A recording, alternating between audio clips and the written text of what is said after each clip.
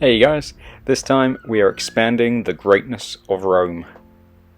So I was looking through some of my old miniatures and I came across a packet of Foundry Legionaries, which I must have had since about 2005 most likely.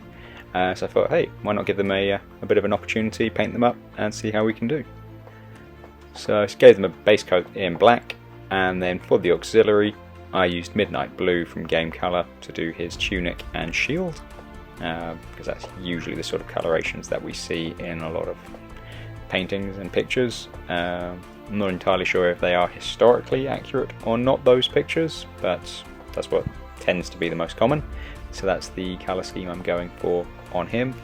And as for the two Imperial Legionaries, they're just going to be the sort of traditional red tunic, red shield. So I am looking forward at some point in the future to actually getting into a bit of Hail Caesar, which is why I was quite excited when I did find these chaps. It gives me an opportunity to do a bit of painting. As you know, usually on the channel I do smaller scale miniatures just because they are my collections. However, I do enjoy the slightly larger figures. I haven't done any in a while, so these are probably the first 28mm I've done in probably over a year. So yeah, excited to see how it's going to look when they're finished.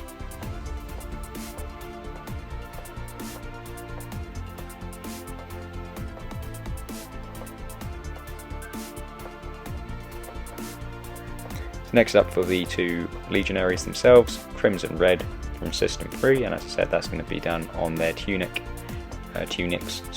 and also their shields.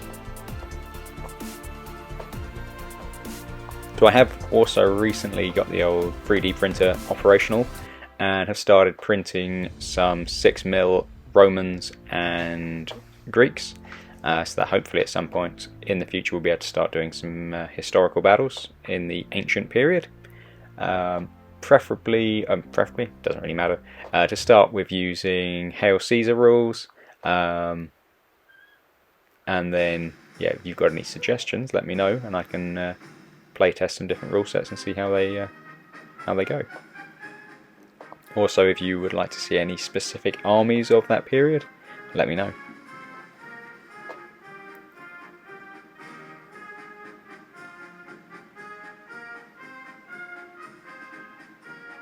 Next up we're going to use Leather Brown from Game Colour, and we're going to use this on basically any of the leather straps that you would see. So on their gladiators held by a strap, any bags, the spear shafts, anything that would be wooden or leather.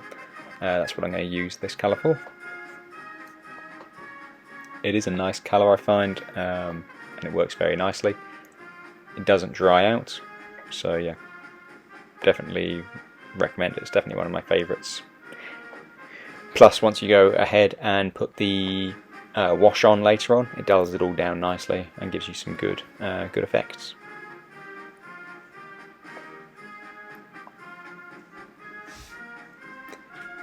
Probably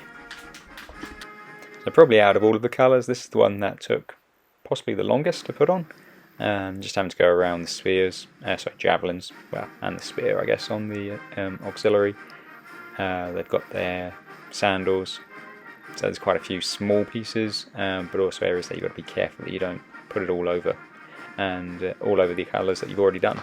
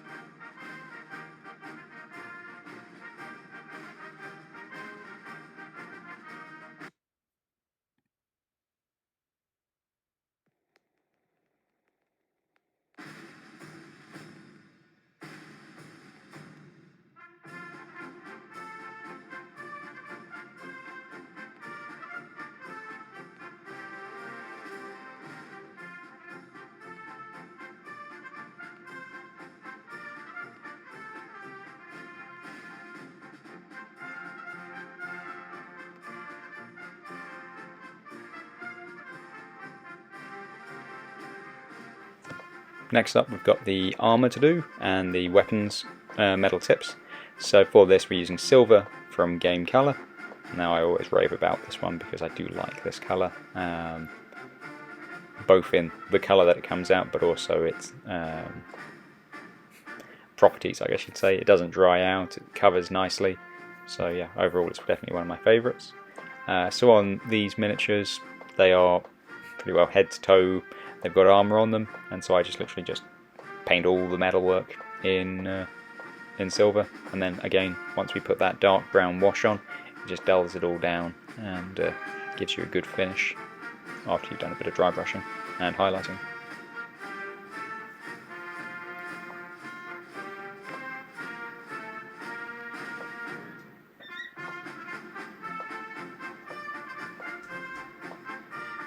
And then finally we use flat flesh to go over the flesh areas, obviously, and that's all we do. Then we apply our dark brown wash over the whole miniature, and then use the same colours for our highlighting colours. And overall, I am very happy with the way these guys came out. Yeah, as I said, first time in over a year of painting larger scale miniatures, and I'm pretty happy with the outcome. I think they've actually gone together very nicely, and once we get some good size formations on the table, they will really look the part. So yeah. Also, as far as the Foundry miniatures themselves is concerned, I think they are good quality. Yeah, there's no defects or anything that I found in any of these chaps, so yeah, I'm not even sure if they're still going. I'm pretty sure Foundry still are going. So yeah, look them up if you get a chance. Anyway, thanks for watching guys, and I'll see you next time.